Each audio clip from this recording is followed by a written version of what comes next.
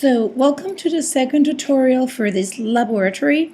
For this tutorial, I'm going to show you two things. The first one is how to calculate the curves that we taught you in class using Excel, and then how to read those points in the curve that you calculated and play them in VRIP, okay? So, first, what we have to do is, for this example, what I chose to use are the Bezier curves, but you would need to do the same kind of thing for the Ferguson curves, okay? That we have right here. Using this example, you'll be perfectly able to do the same thing that I'm doing with the Bezier curves, okay? So, as you see, what we have to do is that we have to find our 4 points. Remember that with the thing with these points is that P0 it will be the start point and P3 will be the end point, okay? The points that we have in the middle are not, the curve is not going to pass through these points. These ones are just going to determine the shape of the curve that we're trying to calculate, okay? So after we define these 4 points, what we have to do is multiply it by the Bezier matrix, and then we'll give this equation, and this will give us the parametric equations that will let us find out the points at the t that we want. Okay, so the first thing that we have to do is actually go to VRIP. After we've placed our robot, this is an example, and I'm going to upload this file. So the first thing that you have to do is find the points that we want to use in the VRIP space. Okay, so what you basically do is that you add a dummy, okay? You see here in dummy, and if you click the position assign symbol, you will be able to change the dummy position. Okay, so now it's at 0, 0, 0, but this will allow me to move it along X and Y. You can move it dragging it with the mouse, and in some versions you can only move it by like actually changing numbers in here, okay? But for this one, I'm going just to drag it around, okay?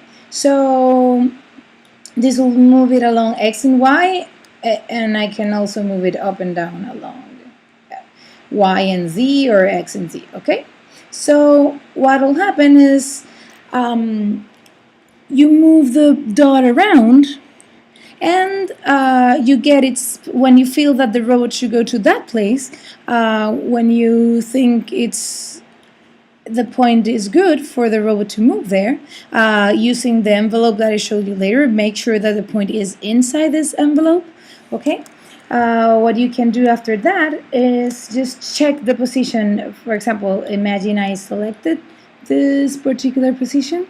Just check the position in here, okay, where it says object item position, and check it, okay? And do that with 4 points, okay?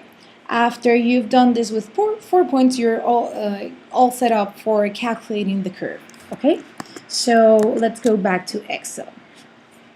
Okay, so these are the 4 points that I've selected for this VREP example environment. So notice that in here the columns are the points, okay? So this would be my first point, this is my second point, this is my third point, and this is my fourth point, okay? And what I have over here is the Bezier matrix that I showed you guys earlier, okay? So if you look at the slides of the class, this matrix is exactly what I have over here, okay? So you don't have to calculate this matrix. It's already given to you because we're going to ask you to use only 4 points, okay? So what do we do to multiply these two matrices? So because this is a 3 by 4 matrix and this is a 4 by 4 matrix, we'll need a space of 3 by 4 for this example. Okay, so select a place where you can, from that corner, you can do 3. You can select 3 by 4. So 3 by 4. Okay, so I'm going to choose this corner over here, and what I'll do is that in the equation I'm going to put the equal sign, which identifies the start of an equation, and then if you just write, this is a matrix multiplication function that comes with Excel. So it is MULT, and if you click it or you hit enter, what will happen is that it'll let you select 2 arrays. Okay, so you just have to select the first array of points like this, and it'll automatically add it here, and then you add a comma. Okay, in here you add a comma, and then you select the second matrix. Okay, and you're all done. If you press enter, you'll get the first result of this matrix. Okay, so how do you do to fill it all? Okay, so we know this is a 3 by 4 matrix. Okay, so what you guys have to do right now is, for Windows users, you have to press F2. And for Mac users, you have to press Command U, okay, to get this. Okay, so once you press F2 or Command U, what you have to do is press Control Shift Enter. And this will give you the matrix that you need, okay? So once we have this matrix, we can actually go to another sheet of Excel, or the same one, if you guys want. Let me use the same one. That's it. And we can calculate the different points for different t's, okay? So what I'm doing now is I'm going to set different t's from 0 to 1, and I'm going to get these points, okay? So in our example, this was 0 because we didn't give it any points in Z, but as you can see, for this one we do have elements in the Z part because we gave it points, okay?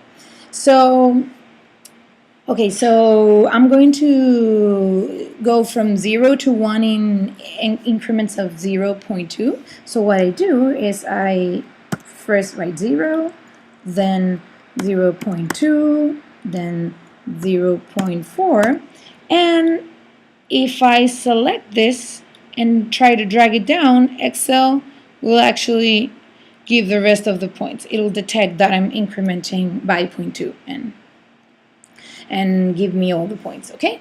So what do I have to do here? Okay, so this equation over here will give me the points in X. This one will give me the Y coordinate, and this one will give me the Z coordinate, okay?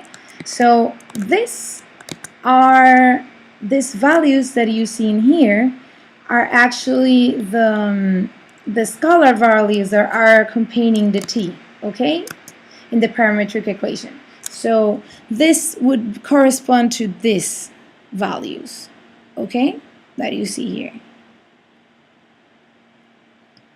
Okay, so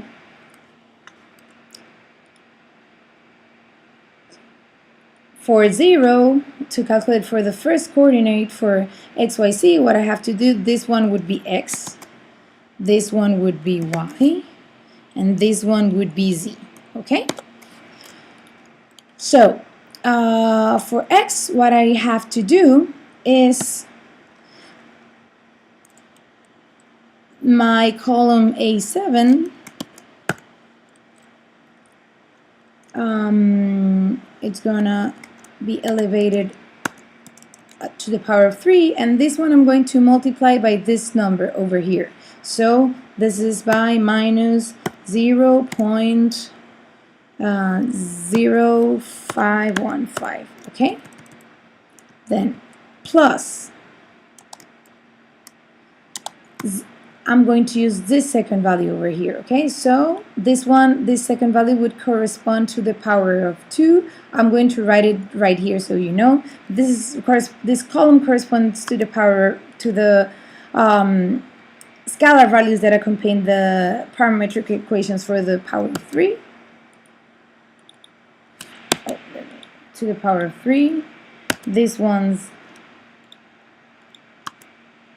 that accompany the scalar values for the power of 2, power of 1, and power of 0. Okay? Okay, so again, what I'm going to do is multiply the variable, or the power of 3 for the first coefficient, 5, 15, by A7 to the power of 3 plus 0.075 by A7 again, because this is our t, to the power of 2, and this goes on plus minus, I'm going to use this one, 0.225 to the power by A7 to the power of 1, so I'm just going to write nothing, and then I'll just have to add this last coefficient, minus, because this one would correspond to a power of 0, which is 1, so I'll just add it directly, okay?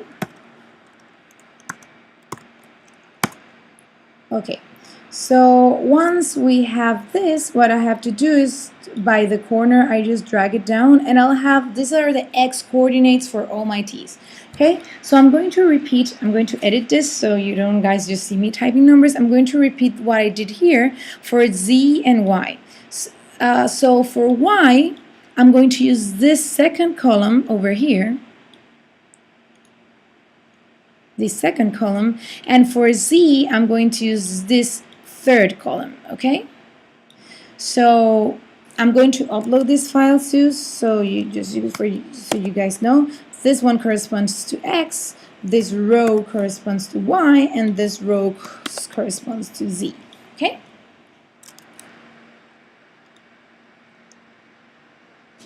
Okay, so now that I've filled all the values in here, we can proceed to put this in a CSV file and copy it to the place where VREP can read it. So I'm going to copy.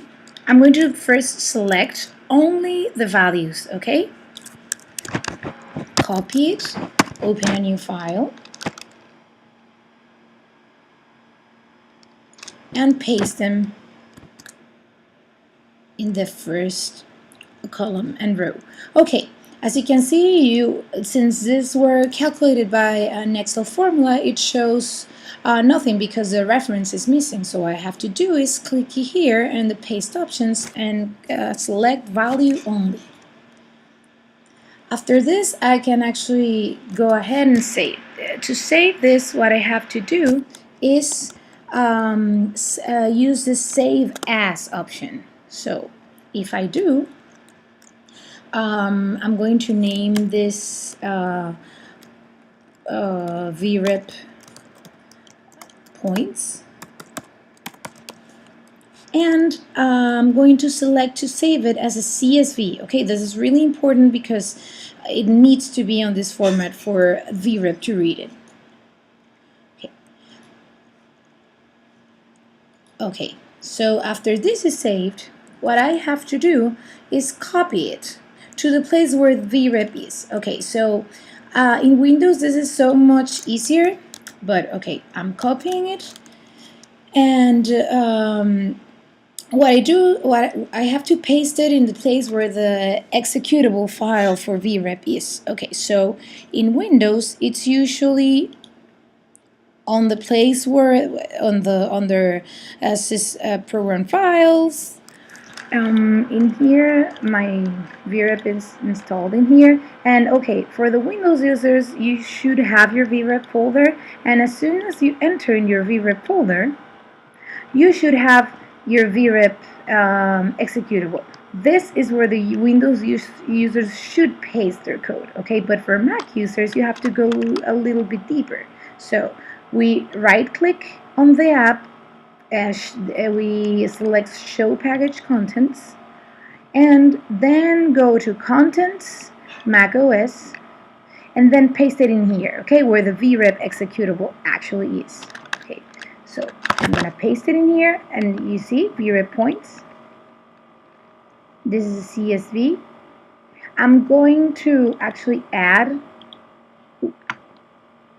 Oh, I opened it. Okay, I'm going to actually add the .csv in the name.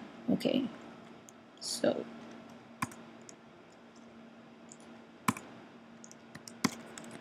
the CSV. Okay. Okay, great. So now I go to VREP, and in the robot script. Okay, so let me. This is a scene hierarchy. In here, in the main robot, in here it has a script, and these are all the helper functions that I mentioned before. And in here we have this function that is read file. It will basically read the file and return all the points in a kind of matrix-like array, okay? So I'm going to paste the name that I chose, so this is vrep points.csv, and I'm going to explain what this does. What this is doing is actually it's iterating through the positions, okay? The positions is an array of points that it's in here, okay? So this will go through each one of the positions. This is an index, so for example, the first point will have index 1, the second point will have index 2, the third point will have index 3, and so on, okay? And this is points. Okay, so these are the actual points saved in this position, okay? So what it does basically is that it tries to load an already loaded path. I'd explained this on the previous video. If it doesn't find it, it means it has to calculate it. And it saves the path. What we're adding, and this is what it's different from the thing that we had before, is that we're actually changing the position of the target that we're going to follow in here. In the find the best path function, we're changing the position of the target to the point that we are that we gave it through this file. Okay, so what this basically will do in the end is go point through point, first move the target to that point, and then calculate the path to that target. Okay, so the first time that you do this, you have to uncomment this line, same right custom data block, so it calculates the path, and I'm going to show it right here. And I'm going to hit play. So it says preparing for calculated motion nodes. It'll be slow at first, but then it'll be faster the second time. Okay, so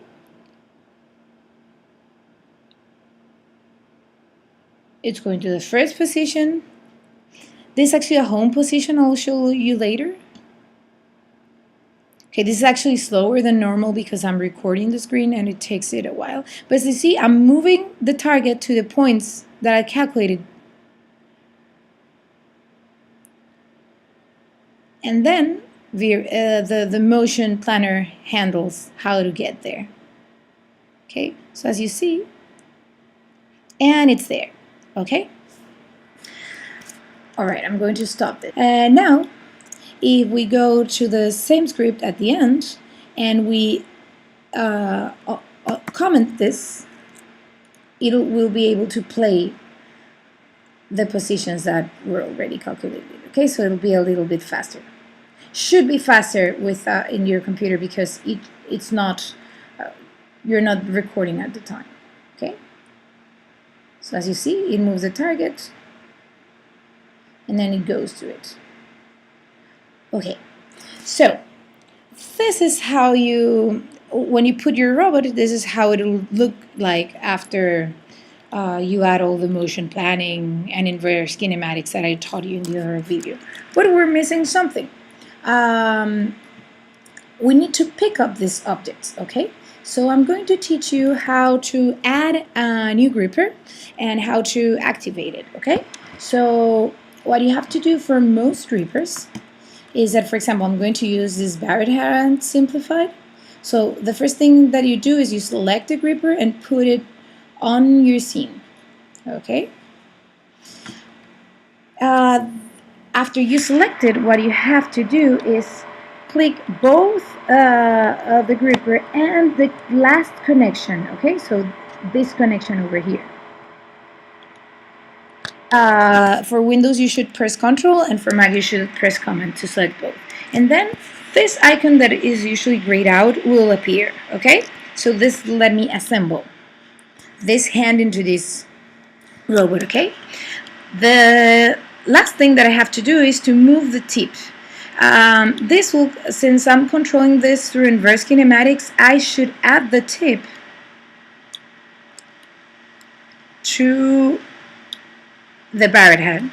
If you don't, what might happen is that as soon as I hit play, the hand would fall, okay?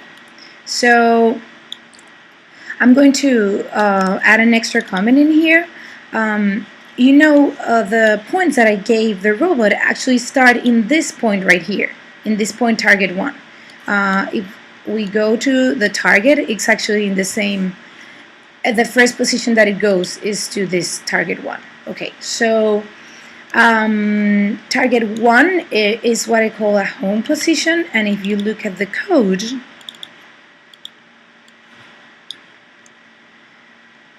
before I read the file, I'm moving the robot to the target 1, okay?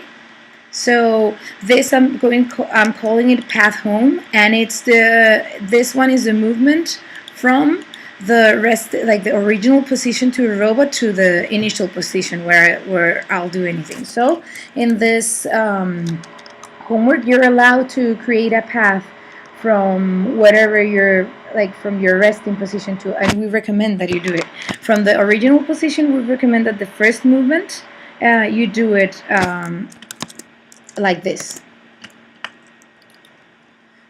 You just first select the starting place of your robot where you'll start the curve, and just go to it, okay? This is actually the same code that's in here, but without moving the target, okay?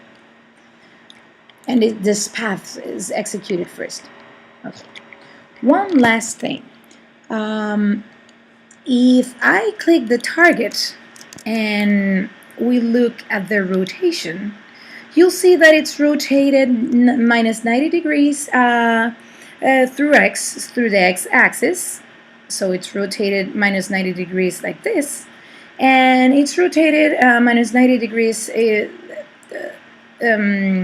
through the z-axis.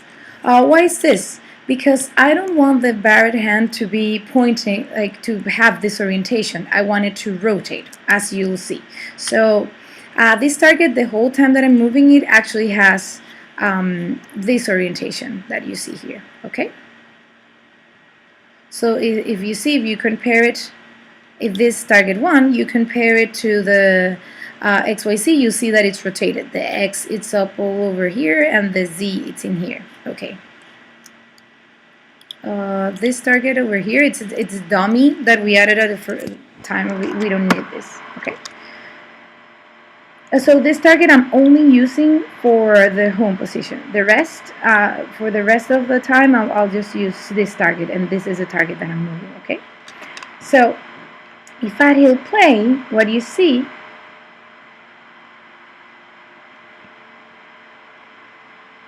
is that it rotates horizontally the Barrett hand, okay?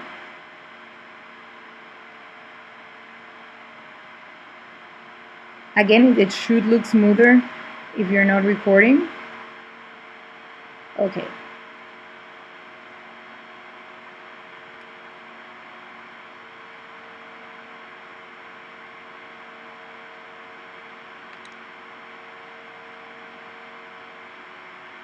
Okay, it's getting there.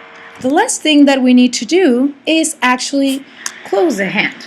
Okay, so how do we do that? Most hands in VREP come with you might just activate it through a signal. Okay, so if you open, and this is how most of the hands will look. Okay, so if you go here, you'll see this is a code of the Barrett hand. Okay, let just me do it again. This is the robot. I go to a Barrett hand and I hit the script. You'll see, and this is always in this if call that has that checks if you're in the actuation part. So check here that it says actuation. It'll always be here, and it'll always look like this. Okay, so there's this thing that's called closing. Okay, and it reads a certain symbol. Okay. We're not going to use this code. This is a line of code that we want to modify, okay? If you look at the code of the robot, I've already added the signal that the robot is giving, okay? So if you look, I'm doing sim set integer signal. This is the vrep function for setting signals. This is the name of the signal, and here I can put any number. I'm going to use 1 for when I want it closed and 0 for when I want it opened, okay? So this is how I set the signal. Okay, so how do I read the signal? I'm going to copy this line so it's easier.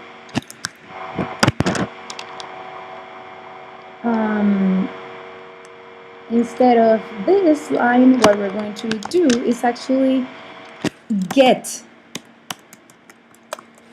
the integer signal. You know that you will know that you wrote it right because it'll light up in red. Okay, so I do sim get integer signal, and the name of the signal that I want is the same one that I have in here. Okay, so if I put in here Barrett hand close, in here it should have Barrett hand close. Okay. This function only needs the name because it's not putting out any signal, it's receiving it, okay? So this will close the hand as soon as this signal is activated, okay? So if we hit play again, what you'll see it'll happen is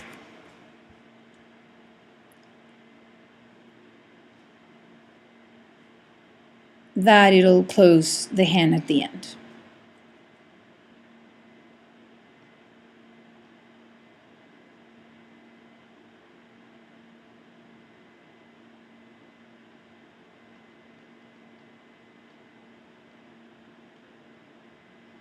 Again, this should be a lot faster in your computer.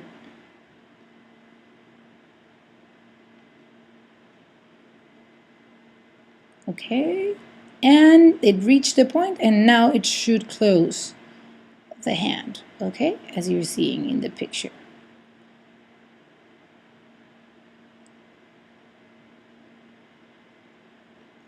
Okay, this is all. I'm going to upload this file so you guys can have it, and good luck with lab